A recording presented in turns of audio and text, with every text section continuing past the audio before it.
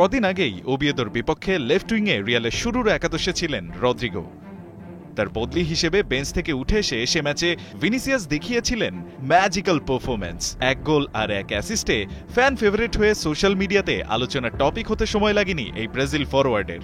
ওই ম্যাচে loss Blanco coach শাবি আলোনসোকে Vini বুঝিয়ে দিয়েছেন রিয়ালে লেফট উইংয়ের রাজা তিনি। তবুও রিয়াল কোচের সাম্প্রতিক এক মন্তব্যে তৈরি হয়েছে বিতর্ক। সে সূত্রে বিভিন্ন গণমাধ্যমের দাবি, এত দারুণ পারফর্ম করেও রদ্রিগোর কাছে স্টার্টিং 11-এর জায়গা হারাতে যাচ্ছেন ভিনিসিয়াস জুনিয়র।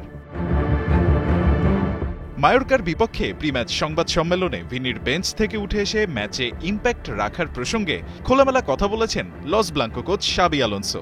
সেখানে তিনি এই ব্রাজিলিয়ান ফরওয়ার্ডকে ভাসিয়েছেন প্রশংসায়, জানিয়েছেন বেঞ্চ থেকে নেমেও ভিনির এমন পারফরম্যান্সে তিনি বেশ খুশি।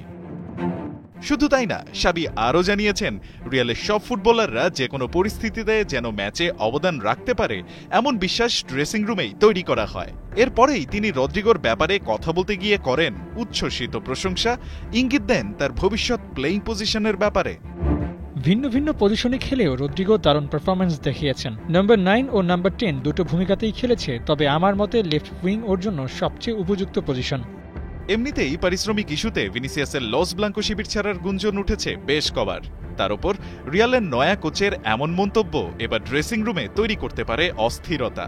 তবে শাবি মুখে বললেও রদ্রিগোর কাছে ভিনি আসলেই সাথে লেফট উইং হারাবেন কিনা সেটা টের পাওয়া যাবে মৌসুমের সামনের দিনগুলোতে রিয়ালের একাদশ দেখলেই।